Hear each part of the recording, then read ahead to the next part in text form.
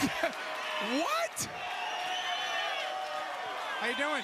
Jeff, Jarrett, nice to meet you. What's Karen. up, Jeff? Nice to, what the? Good to see you, Daddy. Ladies and gentlemen, rumors have been running rampant. Whoa. Literally all day. Really? All day in regards to what this is breaking news, folks. Wow. I think Impact Wrestling just broke the internet. Wow. Wow. News to me, Daddy. Wow. This might be the first time I said Daddy twice in one night. I'm speechless.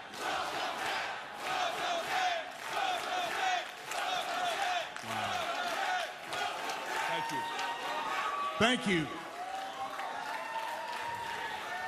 Has hell froze over? What in the world is Jeff and Karen Jarrett, the co-founders of Global Force Wrestling, doing in the middle of a TNA wrestling ring? Well, I will address some points tonight, and some points I'll address about Global Force Wrestling and Jeff and Karen at a later date. But I am going to let you in on why I am specifically here tonight. And I'm going to go back a week ago today. I was in Winston-Salem, North Carolina, promoting a Global Force Grand Slam Tour show, and I got a text from TNA management. And they said, hey, Jeff, we'd like to have a conference call with you. We got a proposal for you. And I'll be honest with you, I was boarding the plane, actually it was in Raleigh, and I just put the phone back into my back pocket and got on and didn't even reply. And then when I got up in the air, I got to thinking, what do they want? It's no secret that we've had our ups and downs, but do they want a talent exchange between Global Force? Do they want to run a co-show? And so I said, you know what, I'm gonna reply and say, yeah, I'll hear you out. And so we got on the phone, and they proposed to me, they said, hey, Jeff, we want you to come back and be in a match.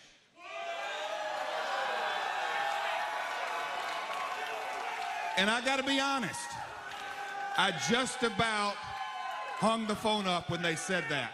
I don't even wrestle for my own promotion, so why would I come back and wrestle here?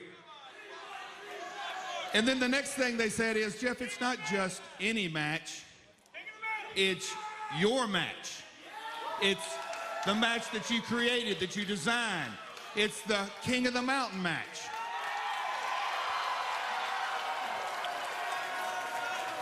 And they said, Jeff, this isn't just gonna be any episode of Impact. This is gonna be at the 13th anniversary of the company that you and your father co-founded in 2002.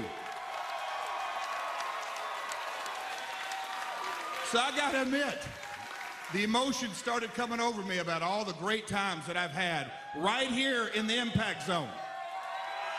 The night that I was standing in this ring and Jim Cornette let out that Kurt Angle was jumping to TNA. I got goosebumps. I remember the night when a guy you might have heard of these days, Samoa Joe, walked down the aisle and gave Kurt the headbutt from hell. And I can remember literally before our very eyes over several years, a punk kid from North Georgia become into quite arguably the greatest wrestler this organization's ever produced, AJ Styles. And I could go on and on. Bobby Roode, James Storm put together at a time that nobody knew where they were going. They became beer money and probably the greatest tag team this company's ever produced. Eric Young went from being the Pied Piper to having more television shows than Ryan Seacrest. And then I pumped the brakes. And I said, you know, I'm looking in my rearview mirror and have all this warm and fuzzy. But since April 7th, 2014, I've put my blood, sweat, and tears on promoting Global Force Wrestling. And I had to really, thank you. And I had to really think about, how's this gonna affect the Global Force roster? How is this going to, the staff, my team at home that has really, really dug deep over the last 14 months. And then it goes without saying, how was Karen? How is she going to react to this? First off, I love you with everything that I am, Jeff Jarrett. But as you all know, I'm a little different than Jeff.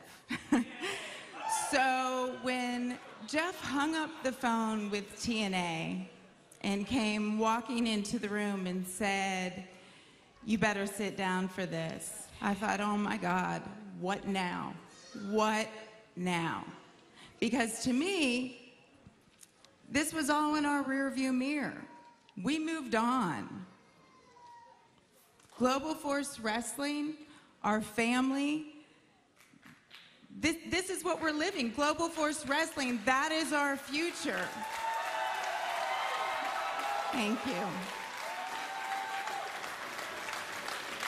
So, my emotions took over, and I said, absolutely not. Don't call them back. Don't text them back. We've moved on.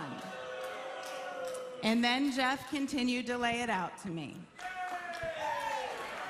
And I understand that this was his baby. He started this with his dad. And as hard as it is for me to understand, and I still standing in this ring don't completely understand why we're here. But I love my husband, and I support him in everything and anything that he chooses in life.